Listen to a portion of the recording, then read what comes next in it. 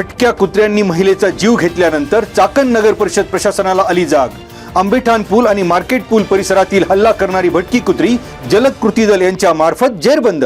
चाकण शहरातील भटक्या कुत्र्यांच्या वाढत्या संख्येवर नियंत्रण ठेवण्यासाठी आणि नागरिकांच्या आरोग्य आणि सुरक्षिततेच्या दृष्टीने नगर परिषदेमार्फत कुत्रे निर्विजीकरण आणि रेबीज प्रतिबंधक लसीकरण मोहीम 2025 पासून सुरू असल्याची नगर परिषद प्रशासनाकडून सारवासारव। या मोहिमेअंतर्गत ऑक्टोबर ते डिसेंबर दरम्यान 214 भटक्या कुत्र्यांचे निर्विजीकरण आणि लसीकरण, जानेवारी ते आज अखेर आणखी 304 कुत्र्यांचे निर्विजीकरण आणि लसीकरण। चाकण नगर परिषद प्रशासनाची माहिती। पिसाळलेल्या किंवा आक्रमक भटक्या कुत्र्यांबाबत माहिती मिळाल्यास नागरिकांनी तात्काळ नगर परिषदेच्या आरोग्य विभागाशी 89 56 128 484 किंवा 73 85 301 341 या क्रमांकावर संपर्क साधण्याचे करण्यात आले आवाहन।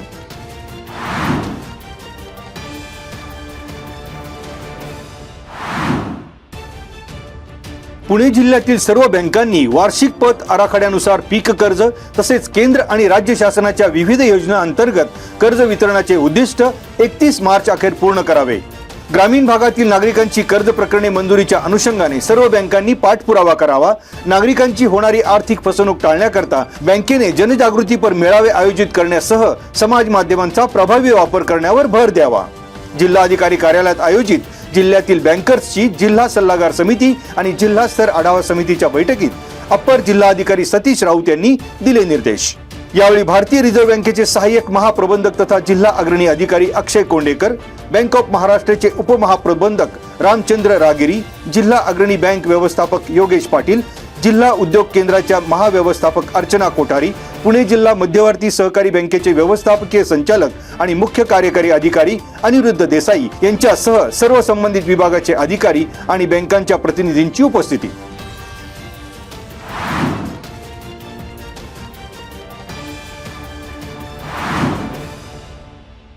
पुणे जिल्हा परिषद माध्यमिक शिक्षण विभागाच्या शैक्षणिक गुणवत्ता संवर्धन अभियानाचा तालुकास्तरीय निकाल जाहीर। 5वी ते 12वी गटात खेड तालुक्यात आळंदीचे श्री ज्ञानेश्वर विद्यालय ज्युनियर कॉलेज आणि भांबोली येथील श्री भामचंद्र माध्यमिक आणि उच्च माध्यमिक विद्यालय अव्वल स्थानी, कडूस येथील रामभाऊ म्हाळगी माध्यमिक आणि उच्च माध्यमिक विद्यालयाचा द्वितीय क्रमांक तर वाडा येथील कर्मवीर भाऊराव पाटील विद्यालयाने तृतीय क्रमांकाला घातली गवसणी। 5वी ते 10वी या गटात राजगुरुनगर येथील महात्मा गांधी विद्यालयाला विशेष स्तर केला बहाल, तर चासकामान येथील जवाहर विद्यालय, वेताळे येथील सिद्धेश्वर विद्यालय आणि चाकण येथील कन्या विद्यालय यांनी अनुक्रमे प्रथम, द्वितीय आणि तृतीय क्रमांक पटकावला। 8वी ते 12वी या गटात प्रथम क्रमांक भोसे येथील मॉडर्न हायस्कूल, द्वितीय क्रमांक चाकण येथील स्वर्गीय आमदार सुरेश भाऊ गोरे माध्यमिक विद्यालय आणि तृतीय क्रमांकासाठी बिरदवडी येथील बाबूराव पवार माध्यमिक विद्यालय ठरले मानकरी। 8वी ते 10वी या गटात विशेष स्तर म्हणून दोंदे येथील भैरवनाथ विद्यालयाचा झेंडा, तर याच गटात आंबोली येथील आदर्श विद्यालय, मोई येथील इंदिराजी माध्यमिक विद्यालय आणि रासे येथील रेणुका माध्यमिक विद्यालय यांच्या गळ्यात अनुक्रमे प्रथम, द्वितीय, तृतीय क्रमांकाची माळ।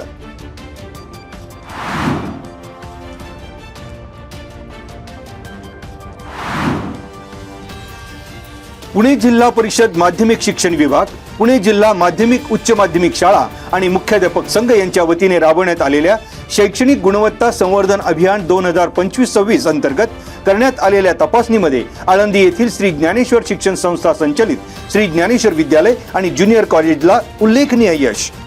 इयत्ता 5वी ते 12वी या गटामध्ये 81.67% गुण मिळवत प्रशालेने खेड तालुक्यात प्रथम क्रमांक पटकाविला।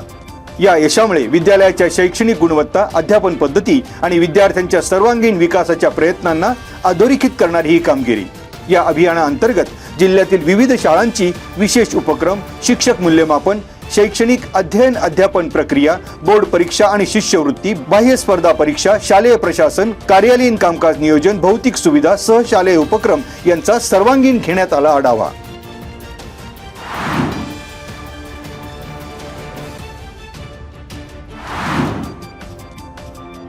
बॉश इंडिया फाउंडेशन आणि आयुष्यमान आरोग्य मंदिर राजगुरुनगर यांच्या वतीने आशा स्वयंसेविकांसाठी प्रशिक्षण कार्यक्रम, मात्र ॲप आणि पॉक्सो ॲक्ट या विषयांवर प्रशिक्षण। याशिवाय आशा स्वयंसेविका यांना माता, नवजात बालक, कुटुंब पाहणी रजिस्टर यांची ऑनलाईन नोंदणी करण्याबाबत मार्गदर्शन। किशोरवयीन मुले आणि मुली यांच्यावर होणाऱ्या विविध प्रकारच्या अत्याचारासंदर्भात मुस्कान संस्थेच्या दीपाली दंडवटे यांनी पॉक्सो ऍक्ट संबंधित माहिती देत केली जनजागृती। यावेळी तालुका आरोग्य अधिकारी डॉक्टर विलास माने, वैद्यकीय अधिकारी डॉक्टर इंदिरा पारखे, तालुका आशा समन्वयक निलेश बेलवटे, आशा व्यवस्थापिका सोनाली सावंत आणि आशा गर्जे, बॉश फाउंडेशनच्या आशा अडागळे आदींची उपस्थिती।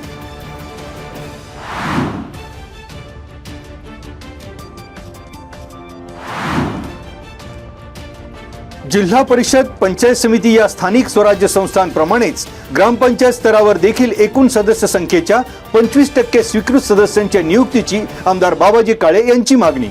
आमदार बाबाजी काळे यांनी ग्रामविकास मंत्री जयकुमार गोरे यांची भेट घेऊन ही मागणी मांडली। ग्रामविकास मंत्री जयकुमार गोरे यांनी आमदार बाबाजी काळे यांच्या मागणीवर सकारात्मक भूमिका घेत विचार करण्याचे दिले आश्वासन। महाराष्ट्र विधानसभा अधिवेशनात मंगळवार दिनांक 17 मार्च रोजी जिल्हा परिषदेमध्ये एकूण सदस्य संख्येच्या 10% आणि पंचायत समितीमध्ये देखील एकूण सदस्य संख्येच्या 20% स्वीकृत सदस्य घेण्याचे विधेयक विधानसभा सभागृहात मांडण्यात आलं।